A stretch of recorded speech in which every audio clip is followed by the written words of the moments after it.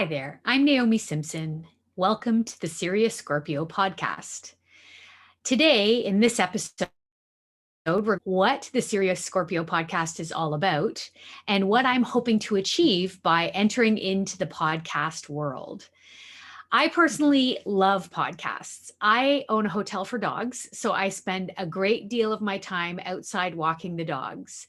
And I decided several years ago that I'd like to, rather than just ruminating and thinking about the same things over and over, that I'd like to have something else going on in my mind. So I started listening to audiobooks and podcasts, and I got completely hooked on the podcast format.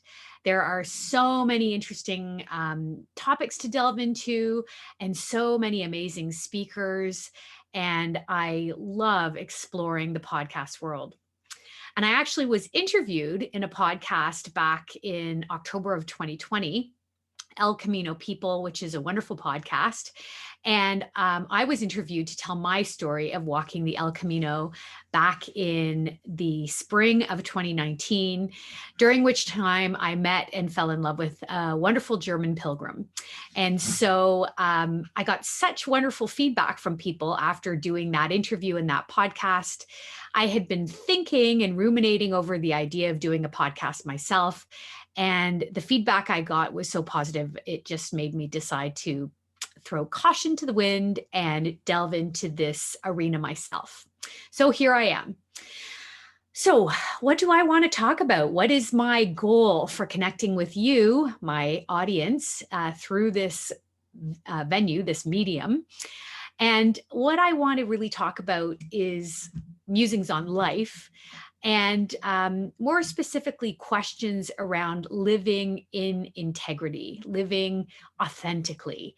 And I sort of shudder to say the words living authentically because I feel that that's so overused. And what does it even mean anymore? And so for me, I think more about what it means to live in integrity. And growing up, this was something my father used to speak to me about a great deal. And he would quote the Shakespearean quote, "To thine own self be true." And, he would, when you're a small child and your dad is telling you to thine own self be true, you don't completely relate to that. You don't really understand what he's saying. And then, of course, when I was a teenager, I started to understand more clearly what that meant. And he always used it as a gentle reminder for me to come back to myself, to not worry so much about fitting in or what other people think. And that's such a difficult lesson to learn when you're a teenager because you want nothing more than to be liked and accepted. And most of us continue that way into adulthood. And so often we make choices in life and we go down paths which are not really true to ourselves. And we get to, the end or the part where we think, okay, well, I've done everything society told me to do. I finished school, I got a job, I started my career, I saved up money, I bought a house, I met my partner, I started a family, and we go on, ticking all these boxes that society asks us to tick. And then you get to a later stage in life where I am now. And many years ago, I started asking, like, is this it? And I remember my mom saying that there were points after she became a mother where she thought, is this it? Like, is this everything? And motherhood is a wonderful journey, but it also has its challenges. And I think she had been sold the bill of goods that this would be the be all and end all, and she would be fulfilled once she had children of her own. And when she did, as much as she loved us and was a wonderful mother, she didn't feel completed by that role. So I think that's such an interesting thing to consider. And I feel that in the last few years, my dad's words have really been ringing very true for me, but they've been kind of haunting me. I've heard them over and over again, particularly in the last 2 years since I did the journey of the Camino. And walking the Camino de Santiago is a very spiritual experience. It's very much a deeply introspective, really getting to know yourself experience. And then for me, the icing on the cake was having this wonderful gift of meeting this lovely man and falling in love. And I really learned and grew so much both through that experience and also through the experience of having that relationship eventually end. And I kept being reminded about how all of the ways in which I was not being true to myself at that time. And I sort of feel like that led me astray on the path in that relationship. And if I had been true to myself, perhaps the outcome would have been different. We'll never know. But I really, because I got sort of caught up in the relationship and in the moment and in the romance of it and the idea of it, and also how it appeared to other people, that became so important to me that I really lost myself, and I really lost sight of my own needs and what I was looking for. So the last 20 or so months since the relationship ended, I have really experienced a very deep coming back into myself and really exploring what it means to live authentically, live in integrity, to be clear about what my needs are, and and to really tune in to what my body is telling me, what my intuition is telling me, and what feels right, rather than what society tells me I'm supposed to want to do and supposed to be achieving and that type of thing. So this inspired me, and I thought this is a conversation I really want to have with other people and find out, have there been times in their lives where they were felt they were not true to themselves, and what did that lead to? And have there been times in their lives where they were able to live really in integrity, and what did that look like, and what's the difference? Because I feel, to me, I see life as constant ebbing and flowing, just like the tides of the ocean, in and out, and we learn and we grow, and sometimes things are fantastic and sometimes things are terrible. And part of the lesson of life is learning how to navigate those choppy waters with grace and with ease, which of course is so much easier said than done. But when we're living in a state of flow and we're being more true to ourselves, I think that's when, really things open up, and we really receive the gifts of life. I certainly felt on the Camino, I lived in that amazing state of flow and receptivity, really believing, God, the universe had my back, and I kept such an open heart and had all these amazing miraculous experiences, some of them very simple miracles, but miraculous nonetheless. And so it's been a real interesting, contemplation for me in the last couple of years. And so it's been also a real journey for me to be more authentic, to express myself in a more authentic way. And part of that journey has been to embrace my sort of weirdness. I put that in air quotes, but there's no air quotes. There is a big part of me that just loves the weird, I'm a spiritual person. I've been a yoga teacher for almost 12 years. I do love the contemplative spiritual path, and I love the woo-woo, the mystical stuff. I love tarot and astrology and magic. And I really got more I've started to get more drawn into astrology a few years ago. And probably it was before the Camino, maybe 3.5, 4 years ago, and just learning more about it, exploring it more. I had a reading with a professional astrologer, which really resonated for me. And then I was inspired to start studying it. And then after the Camino experience, I recommitted and continued my studies and really fully embraced it.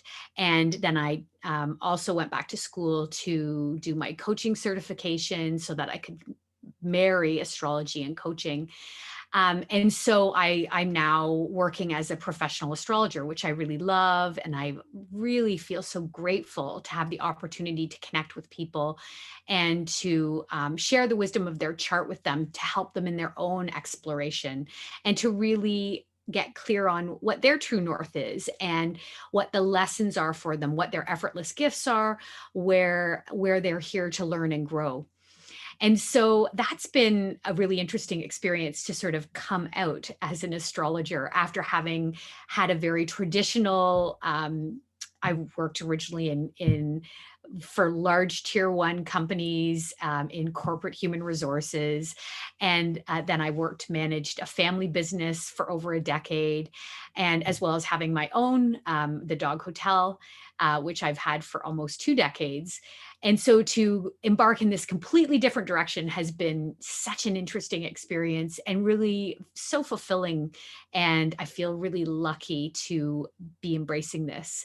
And I also feel, it's my sort of what is inspiring me is the reminder that speaking authentically and being true to myself enables other people also to do the same thing. And that's what I really think we're here to do. We're here to, as Ram Dass said, we're all just walking each other home. We're just here to help one another to express who they really are. And this is also a theme that's emphasized for me having, as a mother, I have a teenage daughter, and she really teaches me so much. And she has ever since she was born. I definitely feel children are here to teach their parents, not the other way around. And she's in that phase, that teenage time. And I so vividly remember my dad. This was really when those lessons of to thine own self be true really hit home for me. And so showing my daughter through my example of what it means to live true to yourself, I think it's such an important exploration.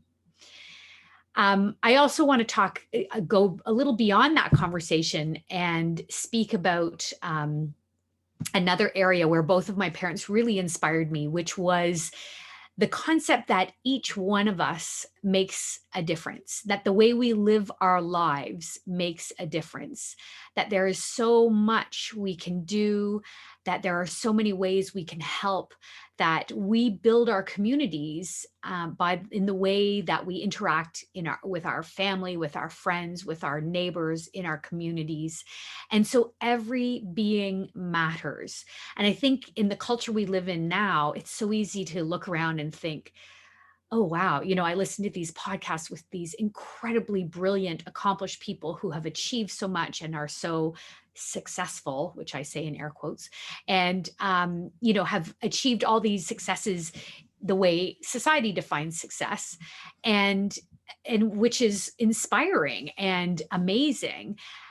And sometimes it can also feel discouraging because when we compare ourselves to others, of course, comparison is the thief of joy, but it's human nature to compare. And when we compare ourselves to these people who have achieved so much and seem to have it all together and are doing so many things, it can feel overwhelming and daunting and sort of like, well, what do I have to offer? I'm just a ordinary person in this, small town or wherever we are. And, what can I do?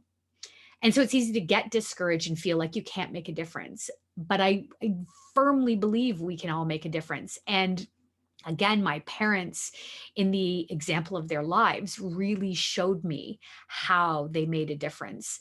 And there were so many examples. I can think when we were growing up, I had a cousin who was struggling, who had some issues, and his parents just didn't know how to manage him. And so he came to live with us for a while. And, that to me showed real compassion for him, for his family, for the situation that they were in. And I'm sure that was like a lifeline that everybody needed at that time. And my parents were willing to just offer help in whatever way they thought they could. Another time we had a really close family friend. Their daughter was going to university in Toronto, where I grew up. And so she came to live with us. And again, it was something, it just showed this real generosity of spirit from my parents, that they would welcome in this other, family friend to come and live with us. And it was it was a great experience. There's a lot behind that story, but that just showed me It was such a wonderful example of how we can all help, even in small ways, and that those small ways impact people's lives. And there's this ripple effect that's so meaningful. So I'm delighted that you're willing to explore this subject with me. Sometimes it will be the format like today, where it's just me musing on thoughts and feelings and perspectives of what's going on. But many times, and hopefully most of the time, it will be a dialogue with a guest to find out what these questions mean for them and how they are living their lives with meaning, with purpose, and most importantly, true to themselves, and how this being in this way ripples out to the community and shows others how to do the same. So I look forward to connecting with you again, and it is my honor to share this time with you. Thank you so much, and namaste.